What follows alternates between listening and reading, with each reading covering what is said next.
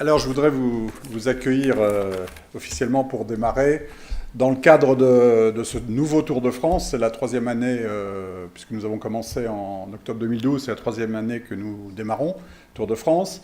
Moi je suis Xavier de Masneau, l'éditeur de The Village, et mon partenaire qui est un peu coincé dans le train, qui va arriver tout à l'heure, qui représente LBMG Work Labs, nous avons créé une structure qui s'appelle Travailler Autrement, dont je vous parlerai dans 5 minutes un petit peu du projet que nous avons derrière pour continuer les effets et le travail que nous menons avec le Tour de France du télétravail.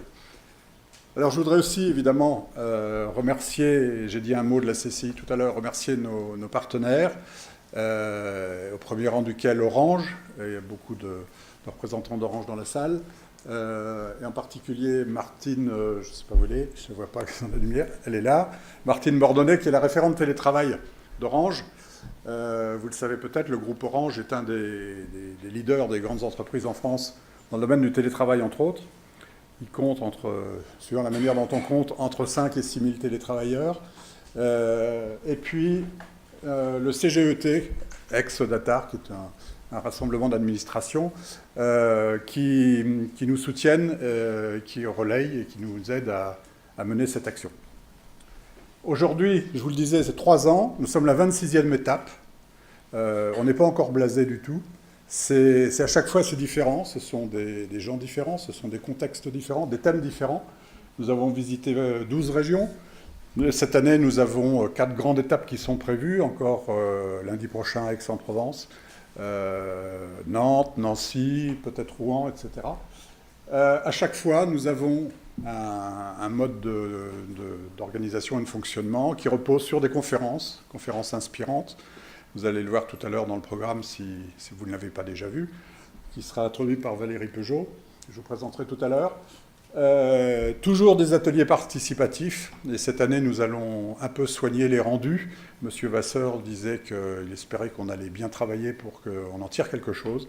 Donc chaque atelier fera l'objet d'un rendu précis qui sera largement diffusé.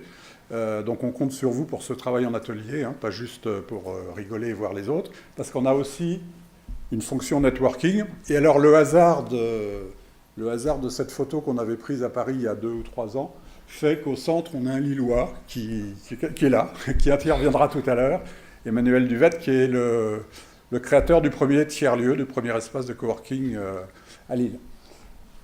Alors, nous avons appris beaucoup de choses pendant cette série d'étapes, pendant ces 25 étapes.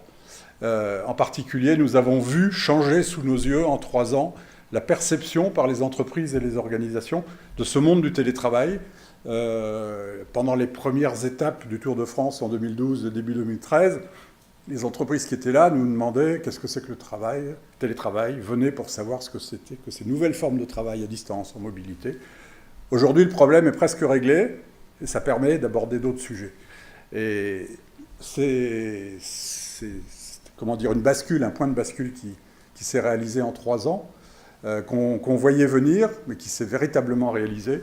Aujourd'hui, on a décompté il y a 2-3 ans, 4 millions et demi de télétravailleurs, de travailleurs nomades, de travailleurs en mobilité, vous les appelez comme vous voulez. C'est un phénomène de société, ça n'est plus un phénomène complètement isolé. Les organisations, je dis organisations parce qu'il n'y a pas que les entreprises, on voit le phénomène dans les collectivités locales et aussi dans les administrations des services de l'État.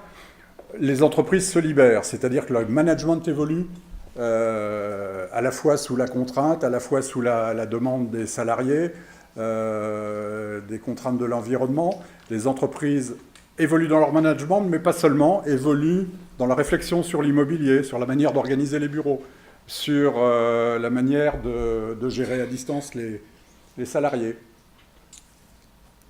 Elles se transforment, les entreprises, et on voit également que ce mouvement de contagion touche des entreprises publiques et touche des administrations publiques, comme quoi ce phénomène va bientôt toucher tout le monde économique français.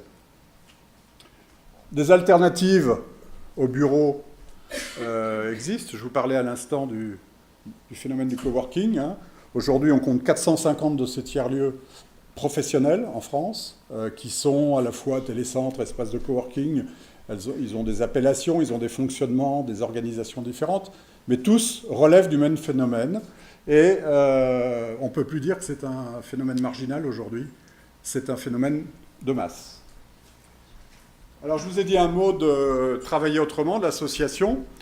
À partir de cette année, on souhaite, on aimerait, on voudrait avec vous en faire un projet beaucoup plus ambitieux pour rassembler les gens qu'on rencontre à chaque fois dans chaque étape du Tour de France.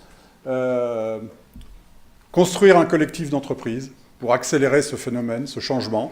Donc tout à fait dans la démarche bottom-up dont parlait M. Vasseur tout à l'heure. Rassembler les gens qui font.